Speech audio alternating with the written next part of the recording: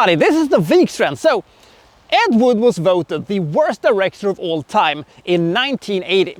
At the time when this vote took place, that was probably the right call all around. But I would argue that today there are actually, directors working that are worse than he is. Tyler Perry and Uwe Boll comes into mind because, let's face it, they have, the financial backings and they have, studios behind them, and still the things that they trot out are absolutely cinematic abortions. While, he always chased money and he always chased financiers and, stuff like that. But the thing is, who was the man behind all of these questionable cinematic experiences? That's what we're going to find out today. Now, personally, I've only seen one of Ed Wood's movies. That would be Plan 9 from Outer Space. I didn't find it charming or hilariously bad or something like that. I just found it to be very boring, and I just found it to be, ugly and cheap looking and nonsensical. But who was Ed Wood? That's what we at least partially going to find out today. This is Tim Burton's 1994 sort of biopic, sort of. Ed Wood.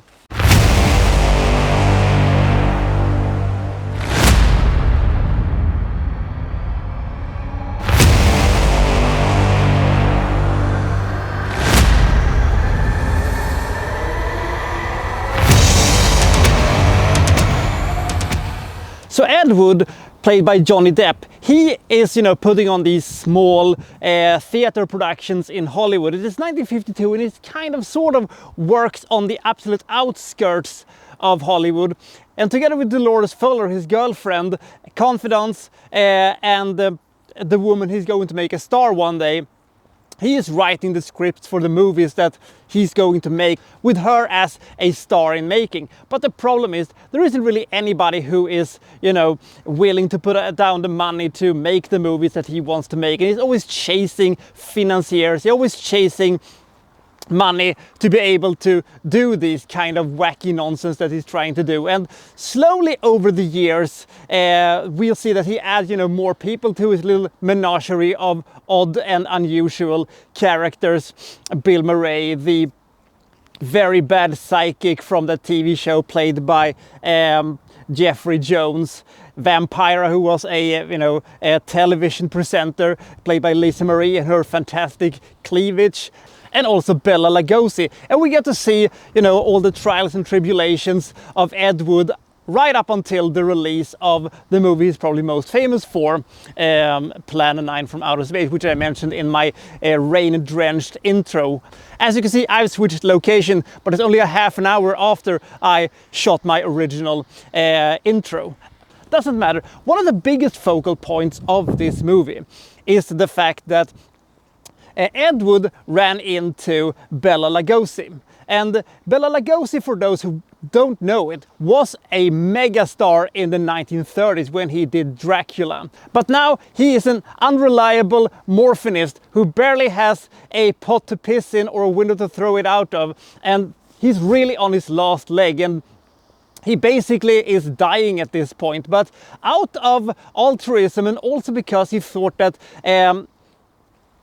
Bela Lugosi was still a name, he could maybe profit from, working with him. And he also respected the man so much that he tried to, work out a comeback for Lugosi. However, it was not meant to be, but that is a story for another time. So this is essentially what we're going to see. It is a drama comedy and a biopic. We get to see all the laughably bad sets, the wacky lines, the shenanigans that happens, when he was making the movie, him chasing money and trying to convince people that, this is going to be a big movie and it's going to, blow everybody's minds out.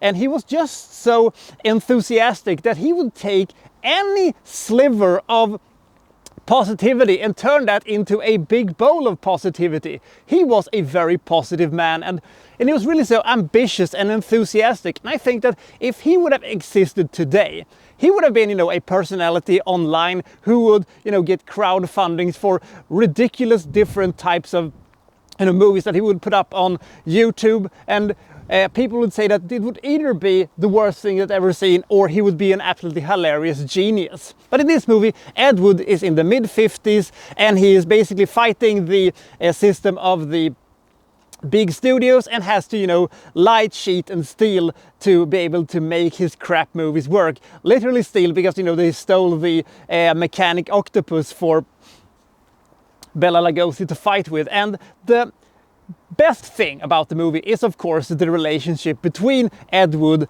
and Bela Lugosi. And here's also some of the most heart-wrenching sequences in the entire movie. You really feel for the guy, but at the same time, he was an egotistical maniac who you know, shouted at people who, you know, liked Boris Karloff and stuff like that. But on the other hand, it was just such a sad story to see a man really at the bottom of things and was given, you know, one last run. It wasn't a good run. It maybe shortened his life even more. It was just such a sad story. But on the other hand, we have a bunch of sequences in this movie who is completely hilarious, especially when it comes to the making of Plan 9 from Outer Space. And I love the sequence where, you know, these two financiers from the church that was, you know, putting up the money for Plan 9 from Outer Space, who are, you know, commenting that, well, why did that happen and why did this happen? And, you know, they're telling Ed Wood all of these very basic criticisms, and he just shrugs it off. It kind of sounded a bit like Jim Cornette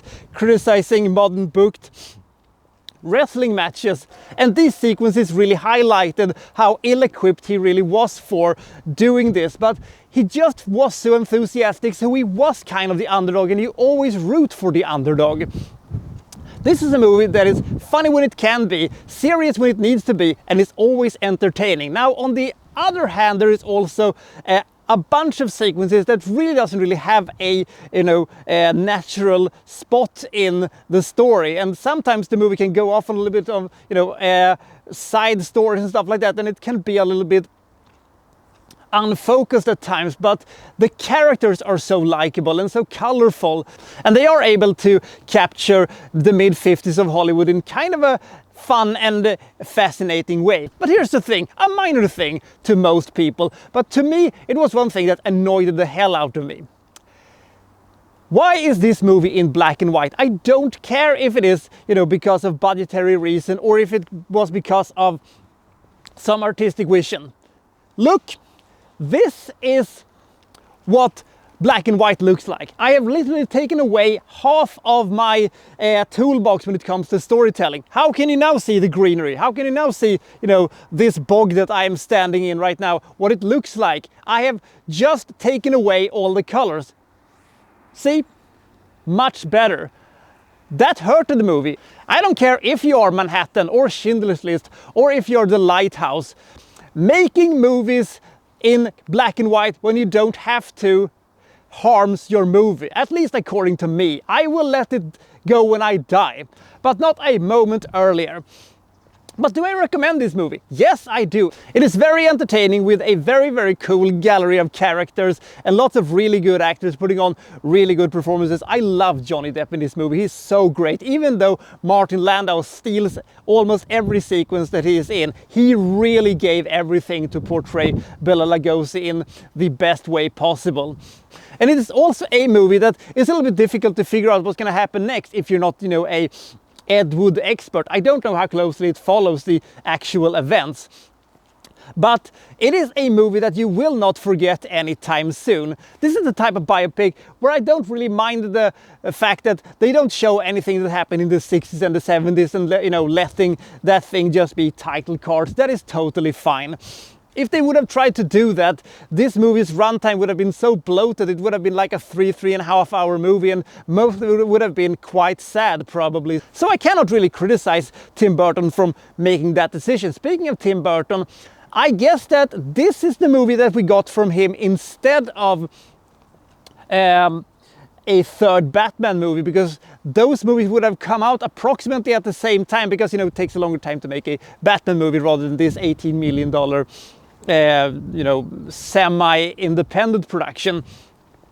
So Would that have been better? Do you think a third Batman movie would have been better than Ed Wood? I think not. If you're going into this movie thinking you're going to see a hilarious depiction of Ed Wood, kind of almost like a This Is Spinal Tap type of a movie, this is not that type of movie. There are funny sequences in this movie and there are a lot of absurdities happening, but the movie is a movie that we're supposed to laugh with Ed Wood, not at him. And they were also able to blend drama and comedy in a way that is usually not the case. In fact, I think this is one of the best drama comedies I've ever seen.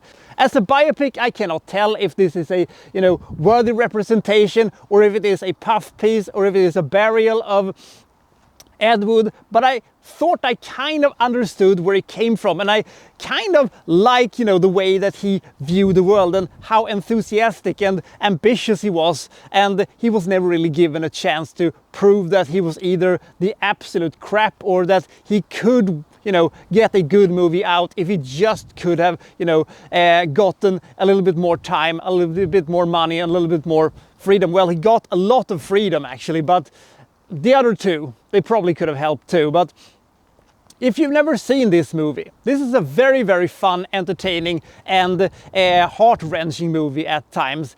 It is an odd type of a biopic, but I really like this movie. I put it on, every once in a while, and always find small little new details that I say, oh, that was kind of neat, that was kind of fun.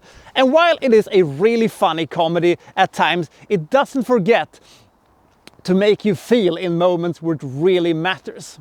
A little bit unfocused sometimes, and sometimes the thing drags a little bit, but the acting is so good and the writing is so sharp and the direction from Burton is so crisp and clear. I give Ed Wood 84 points. This is a very overlooked movie in Burton's filmography, and also one of few that I can come up with that is not scored by Danny Elfman. And I will say this, I love the soundtrack in this movie. It's very, very unique, and it has such a style about it that I don't think that Danny Elfman could have made a better soundtrack than this, but what do I know? So let's see how long we will keep this sun, shall we? What do you think about Ed Wood, and have you seen any of his movies? Well, I'll see you next time for, well, so-and-so reviewing, well, such and such. Thank you for watching. Thank you very much.